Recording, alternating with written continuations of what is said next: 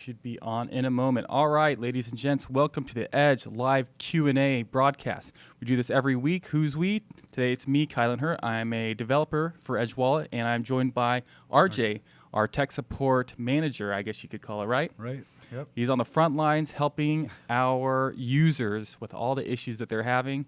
And in the world of cryptocurrency, that's a lot of issues, a lot of different things he has to do. A lot of puzzles. Yeah. But we do take pride in our customers, in our customer support. So let's see here. I guess first things first, for those of you who are watching this live, feel free to post a comment or question. We monitor the channels on Periscope, which is kind of Twitter's live streaming service. We're also on YouTube as well, and we are also on Facebook. So we do like things to be interactive, and we do want to be able to field questions and comments from our audience.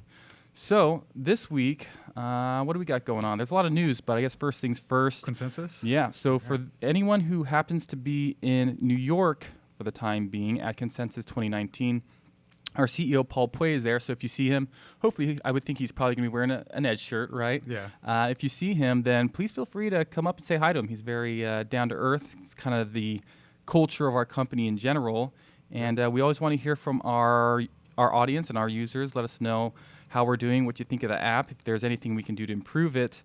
He's definitely the type of guy, well, anyone on our team really is we're very approachable, and we want to know what our users are thinking.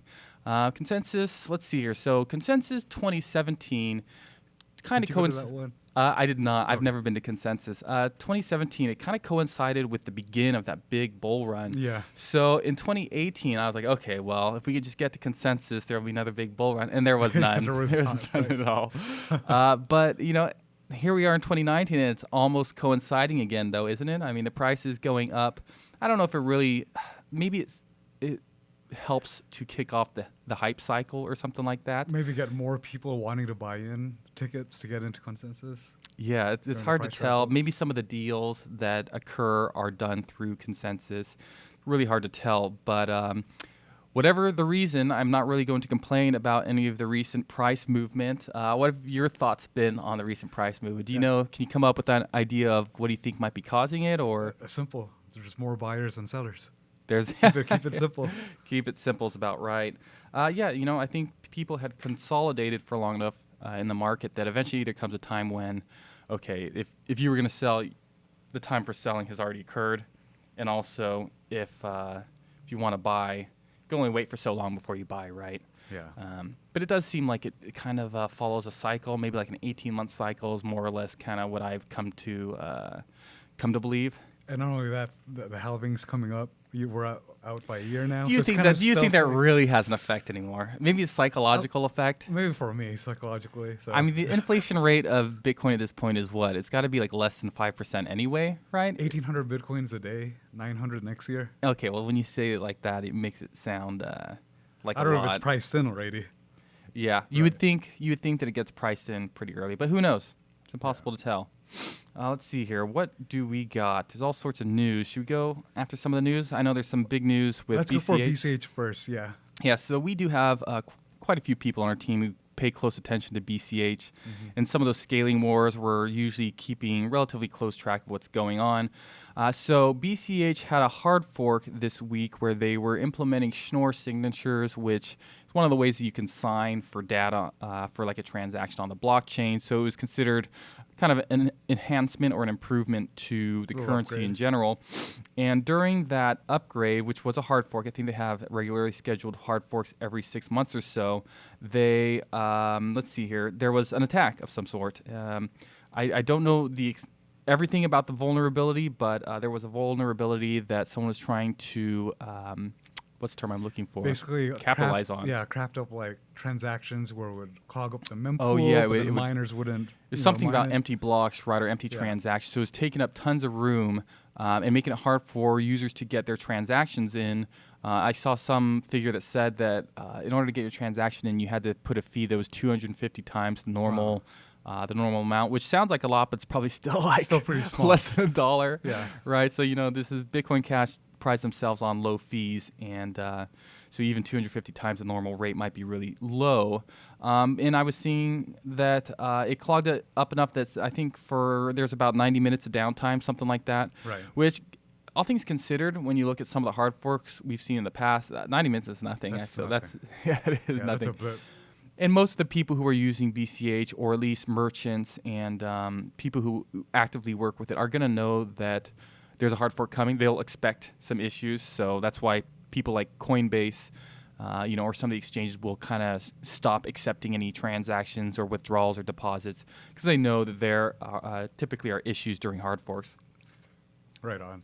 Yeah, they still typically kind of halt trading during hard forks, just Yeah. to prevent any kind of problems. Yeah, and there have also been some attacks. One attack that we were seeing at Edge. So for those of you who are using Bitcoin Cash with Edge Wallet, maybe the last couple of days you've noticed there have been issues trying to send transactions out. And so this is, I don't know if this attack was related, but someone was creating essentially full nodes that get used. They're called Electrum nodes, and people ask them for information about the blockchain, about the ledger, really. What Right. are people's balances? Are there new transactions coming in? And someone spun up a bunch of these servers, and they're spam. So instead of giving you accurate information, they send you a response it's a bunch of code that says, hey, you need to go download an upgraded version of this wallet from this link. And something with Edge Wallet, you won't see the link like that just because we don't display it. Right. But it's specifically supposed to, I believe, show up in a specific wallet. I don't know if it's I think it was Electrum wallet I think it was or Electrum. is one of those Yeah. wallets. And essentially, they're trying to get people to download some malware on, I think, Mac OS or Windows or both of them. So someone spun up a bunch of these servers, and the question is how, if you're trying to get information from these Electrum servers, how do you know whether it's a spam server or not? So we've been dealing with that the last couple of days. Yep. So if you notice any interruptions to the Bitcoin Cash functionality in Edge Wallet, it should be fixed now as of last night. Right. Paul, our CEO, and I were up pretty late getting the fix in. So should be working now. Yeah, and if you're still running into issues, do tap the three dots on the right side of the wallet and do a resync, and it Yep. should be good from there. Yeah, I think it should be good. Bitcoin Cash is one of those ones that I do want working well. As we get paid in Bitcoin at Edge, and those fees are steadily creeping up, and I'm becoming concerned about it again because we're just at the very beginning of what might be a big bull run, and the fees are already over $1, and the block size limit is not any bigger than it was last time around, and last time we saw $40 fees and stuff like that. So Yeah, insane fees last 2017. yeah, that's a big concern, and you have to wonder if that's going to push people into other solutions like Litecoin or Bitcoin Cash. Obviously, Bitcoin Cash is really trying to pride themselves on low fees, and that might come in handy for that community. It sounds like they're getting quite a bit of development done. Have you tried playing around with Lightning Network at all? No, not yet. Have Yeah, you? so I was playing around with it. Well, playing around with it. I was trying to get it set up on my computer a few weekends ago, and it's still very technical. It's not. Well, I guess there are some solutions Is that it are easy easier. to open up a channel? I didn't even get that far. So then what does that tell you? Yeah. Granted, I'm not good at DevOps, and I'm not good at installing and uninstalling and setting up Docker containers and stuff like that. That's not my forte. But it was relatively challenging, and I'm just thinking in the back of my head, if the typical user is supposed to try to set up their own full node, I think we're quite a ways away from that. Right. I hope someone comes up with some better solutions that are just easier. A lot of times the developers don't keep in mind that some of the end users are not going to be quite as, what's the term I'm looking for? Technical, right. And they're just not going to want to dedicate time to setting up these channels either. So you need one-click installs and stuff like that. You need to make it really Make dumb. it really easy. The dumber the better. Mhm. Yeah, but I don't know. We'll see. I don't know if they'll be able to roll out enough Lightning Network in time for this bull run.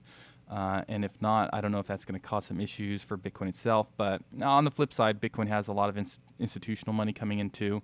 Right. When people want to get into crypto, Bitcoin's kind of the default It's that like everyone the go-to. thinks of. It's the gateway money. Yeah, so it does have a bit of that crypto. network effect that other currencies really don't have.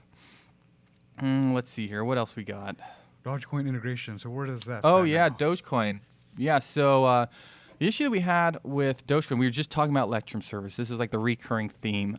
So I was doing front end development, and I still do some front end development, but recently they've been having me do more of the blockchain related development, which means some of the actual blockchain, hashing things and encoding, decoding things, but also you have the decentralized nature of it, which means full nodes and Electrum servers.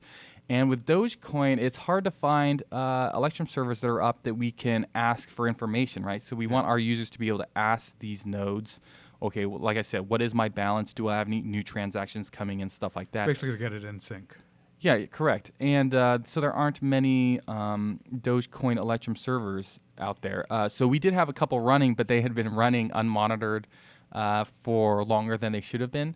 So they kind of got stuck. But I'm working with our other blockchain developer on getting those back up and running. So hopefully within the next, I don't know if I'm allowed to give timelines, right? Can we at least say this year?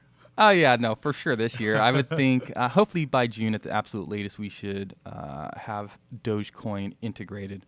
But you never know. Sometimes you can hit a snag, but we're pretty far along with it. Right. And we're always looking to get more coins integrated. So if there's one that you guys want to see integrated, feel free to let us know. Yeah, definitely email us. Let us know what coins you guys want to get added. Yeah, extra bonus if we can get some help with the integration. So I know some of the communities, they want their coins integrated, so they're willing to meet us halfway, but sometimes they're not as well. Yeah, I look forward to getting Dogecoin in there. I know a lot of people are big fans of Dogecoin. In fact, even in our company, we do have quite a few people who are big fans. Let's see here. So, Cryptopia getting liquidated.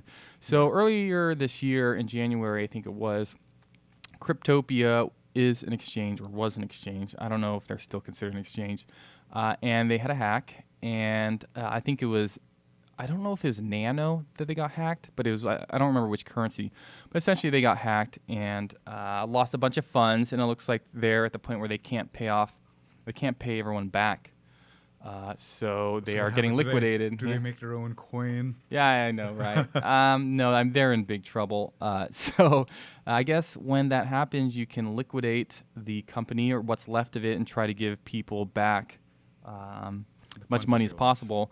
But yeah, I always have the feeling that the actual people who had money on the exchange are probably the last people to get paid. That's kind of like what I would assume. And these sorts of things can drag on too, because Mt. Gox is still going on. They still haven't paid people back with that yet. That's a long process if you think about it. I mean, well, how long has it been since Mt. Gox? It was 6 years. Yeah, 6 years. It's a really long time. Yep. You would hope that they pay you back in Bitcoin, not US Locked dollars, in Bitcoin. because then you won't have lost money. You will have made a lot of money. Right. I almost wish you could do something like that. Yeah, no, I know we have some people on our team who had some money on Mt. Gox, and they're expecting a payout. But until you see it, right? Yeah, it's not in your hands yet. It's not your keys, not your coins, Yeah. as we say. Speaking of exchanges, there's a new one, SFOX getting FDIC insured. So what does that mean for us? Yeah. So for us, it depends what you mean by us. Right. Well, let's talk about FDIC insurance in general. And to be fair, I don't know everything about it. All I know is that on your typical regular Fiat bank, you can get FDIC insured up to like, what is it, 200,000 or something like that. Right. And that's fine. At least, that's something that makes you feel safer. Obviously, if you have more than 250,000, then you'll want to figure something else Or out. have more than one bank account. Yeah, you have a bunch of bank accounts. But I'm trying to think. Last time I heard of someone getting FDIC insured for cryptocurrency, I want to say it was Coinbase, and there was a bunch of fine print. Yeah. It was like, oh yeah, you're insured. Oh, but maybe only like 5% of the stuff that you have in there. But the exchanges want you to think your stuff is safe. So whenever this happens, of course they'll toot their horns and say, "Oh, see, FDIC insurance." But And the thing is, with what you're saying, I think it's only for the U.S. dollar wallet. So meaning the dollars in your Coinbase account, they're secured, but the digital assets are not. Which is why one of the articles says for SFOX, they became the first crypto asset to offer access to FDIC accounts for traders. So it might apply to the actual coins. Actual cryptocurrency now. Yeah. But it just goes to show, everyone thought Coinbase was FDIC insured, and it turns out maybe it's only the USD part of it. If you think your stuff is fully insured, I would definitely take a close look at the fine print. If there's one thing that we found, it's that even the best exchanges have been hacked. We just had the big Binance. Well, I don't know if it's considered a big hack or a small what was hack. It, like 7,000 bitcoins or something? Yeah, like something that? like $40 million, Yeah. which is a small amount for Binance, but everyone was talking about how these guys are state of the art, they're Yeah. so badass. Right. And they're still getting hacked themselves. And which is still weird. Even after they got hacked, the price still went up. Yeah, Yeah. and I was kind of not shocked, surprised, I guess you could say, Yeah, to find a a little surprised. Binance chain. They have their own chain now, and it's like top 10 coins. Right. I don't know what it's used. It's just used for trading fees, I think. suppose. Everyone is so bullish on Binance. I do wish their coin the best of luck. I don't know much about it. All I know is Binance is like a buzzword now. Anything related to Binance. They're trying to set up some decentralized exchange stuff, and it just sounds like they're using their own buzzwords. It's like no, there's gonna be like not much that's decentralized about it. That's the name of the game, though, isn't it? Yeah, that's how it goes in crypto space.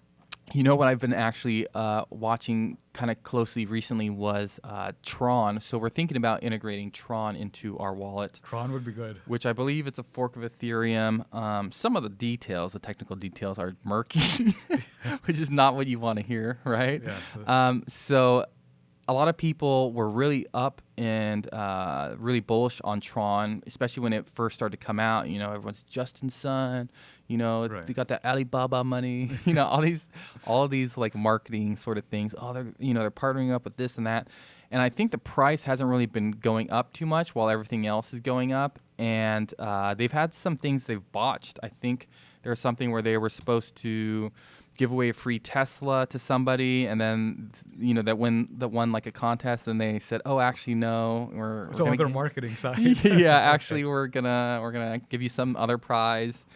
And they've had some other stuff related to like how much they help the developers build things on Tron.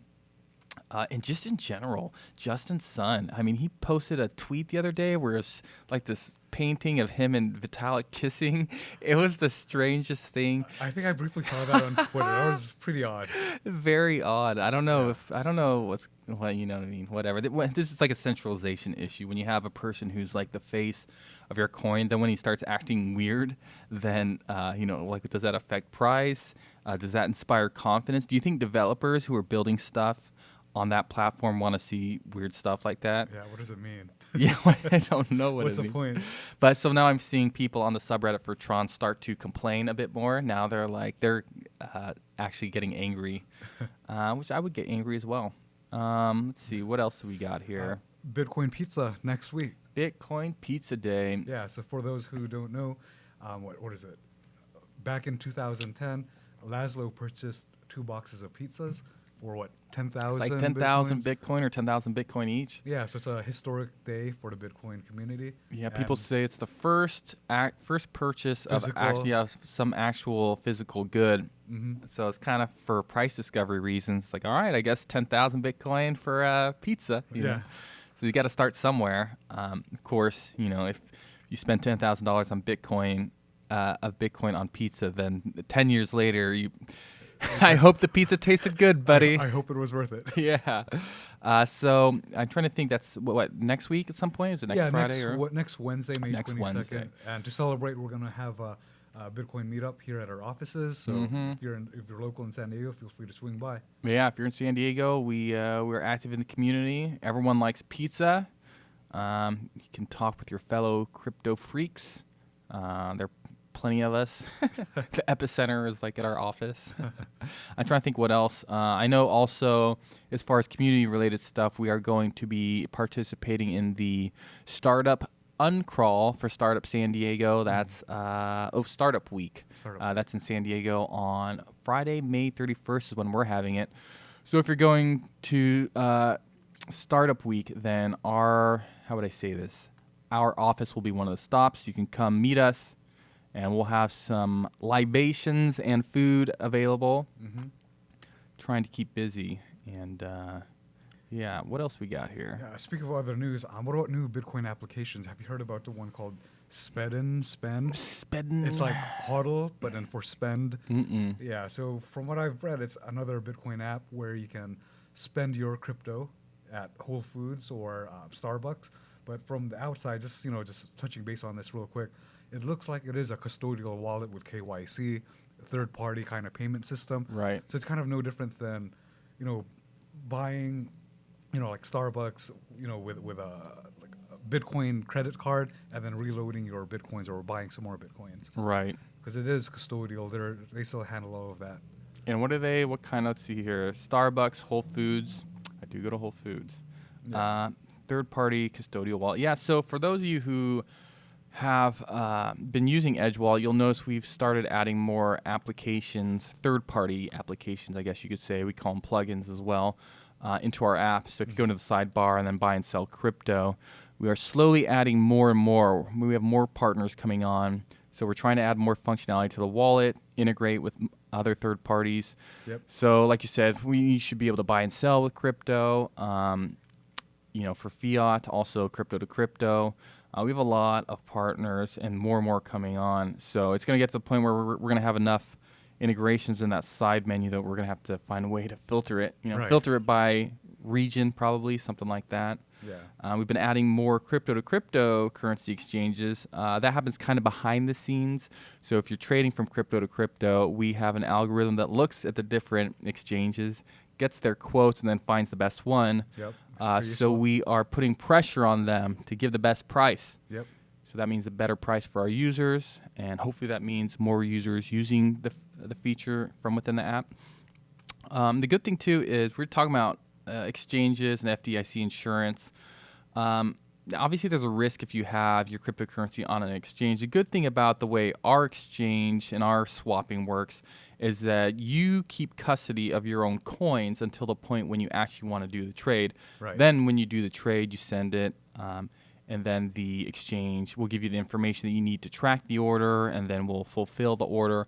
The good thing, too, is we know if there are lots of problems with an exchange or not. I don't think we've ever really had major issues with an exchange. Right. And if there ever were issues, we would turn them off. Or if there was one that you didn't like, you could actually go to the exchange settings through the sidebar and turn them off yourself. I know some people turn off Shapeshift because they do KYC. We make a point of adding exchanges or preferring exchanges that don't ask for KYC. Because we are privacy advocates at Edge. We try to make sure that you have the privacy that you need. It's your money, your business. It's no one else's business. So, right on. And going off what Kylan said, it just makes it safer that you're on a non-custodial wallet like Edge instead of a traditional wallet where you have to, send your Bitcoins from one wallet, then send it to an exchange. And then when you send it to the exchange, then you might get, you might get unlucky. Quadriga gets hacked or Binance, and then your coins are gone before. Or you might send it to the wrong thing, or you'll send it and you forget to include the memo ID. Yeah, whereas if we ever have to include something like that, we just program it to automatically do that for you. And if you ever want to track kind of like your payment or your order, if you just go to the transaction, go to the notes field, there should be plenty of data in there. We try to make sure that everything's easy to track, even for the privacy coins, all right? Because those are harder to track. Let's see here. What else we got? Let's see, SimplexCell. So, not sure if it was talked about last week, but we do have SimplexCell coming up. That's in beta. It's in Europe first. Again, if you're interested in doing SimplexCell Bitcoins, where you can pay off credit cards, that's for Europe. You can sign up, edge.app/beta. Yeah, we're trying to get all that functionality for buying and selling from fiat to crypto. Yep. So obviously, since you're working with fiat currency, then you have the issue of, okay, what region are you buying and selling from? So obviously, United States probably where most of our users are. But then we have plenty of other users all over the world. So places like Europe or Brazil. Where else? Yeah, Argentina, Chile, South America. Medellin, Colombia. Yeah, we try to support our international users as much as possible. I do kind of wonder how international some of the other wallets are. I'll be fully honest. I don't look into how the other wallets are doing very much, just because you always have to set up like a mnemonic phrase, right, to set up a wallet for the other wallet. Using Edge. Yeah. I'm like, dude, I'm not writing anything down. The bad thing is they're like, oh, they try to make sure that you wrote it down. And I'm like, damn it, they caught me. I didn't write it down.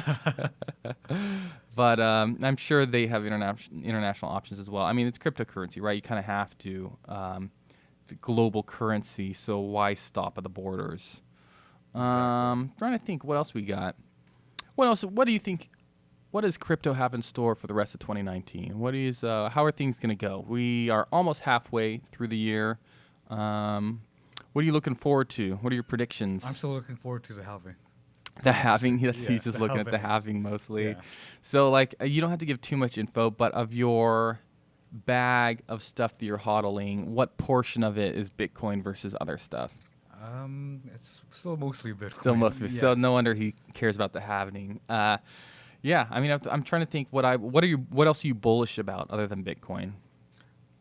You mean in terms of other coins? Yeah, other or- coins. I could see Tron becoming a little bit big. Ethereum, Litecoin. Those are the old school coins, especially Litecoin. Right. Yeah, and who knows? I don't know. Charlie Lee says he sold most of it, but there's no way to really find out if he really did. You gotta show the transaction ID and all that. Yeah. Yeah. Well, people always joke that he sold right at the peak too. So like, all right, what does this guy know? Yeah, but everyone can say that. Yeah, I'm trying to think. We've definitely seen a contraction for altcoins. A lot of the, I'm going to call them shit coins. I won't name them by name, but a bunch of the shit coins they were very hyped up. IOTA. You don't hear anything about them anymore. Vertcoin, Verge. Some of these things were just kind of like a novel idea, and when there's enough hype around the community in general, then they were able to get enough people interested in that coin. And now people are realizing, okay, well maybe that those features that made it unique aren't really that great. They're starting to realize that. So some of those ones are falling by the wayside. But you still have your blue chips, like you said, Litecoin, Ethereum's still there. Ethereum's having scaling issues. Bitcoin's having scaling issues. Right. Bitcoin Cash, I'm really going to keep a close eye on that because I think if you keep the low fees, it still has that Bitcoin in its name. So people are going to be, oh, well, Bitcoin Cash has lower fees, Yeah. But then again, Bitcoin has the network effect. You'll get more of the traditional financial establishment money going into Bitcoin, right? The go-to is to go into Bitcoin. EOS, I'm watching that as well. Even they're having scaling issues as well. Mm-hmm. So scaling, that's still the recurring theme. But overall, I think if there is a massive bull run again, I think a lot of these coins will just follow Bitcoin and go up. You can probably invest in anything and it'll probably go up. Again, kind of like in just like last time, 2017, right? the altcoin space. Like you could have just thrown $500 at any shit coin and Yeah. you would have probably made money. And you would have thought you were a genius. And maybe Exactly. you were. Maybe you were for the time period. Yeah. So what do you think? What end of 2019, what is the price of Bitcoin? Hopefully higher than what it is now. That's all you got? Yeah. Come on, bro. It's got a happening. It's for sure going to go up, right? I think it'll slowly start to rise. Do you but want it not to go? Do until- you want it to go up fast? Or do you hold enough that you want it to go up fast, or is it something where you want more time at the low prices to get more? I think I'm fine either way, but I think to be able to accumulate more would be good. Yeah. Yeah, Yeah. so- It's always a good thing. Yeah, I'm trying to think. I would probably expect end of 2019. It'll for sure be past 20K, I think. It'll be well on its way to 50K is what I would guess. That's my wild guess. I'm not a financial analyst, so do not Don't look take at his my advice. advice. I've gotten wrecked before, let me tell you. Pretty much everyone got wrecked last time around. So I would say don't lose more than you're willing. Yeah, you know what? Whatever. I'm not even gonna give any advice. Yeah, don't follow Tylen's advice. Ask yourself what you care about in life and protect those things. That's my advice. Okay, I think that's about it for now. Do we have any more events we're going to in the coming week or so? Not that I know of. Yeah, I think that's about it. So remember, we are live every Friday at noon. You'll get two of us Edge teammates taking your questions and comments. Talking about price and Talking about price, Giving shooting the advice. shit. Yeah. Trying to think. That's about it. So until next time, guys, remember your keys, your coins. Yep. Adios. See ya.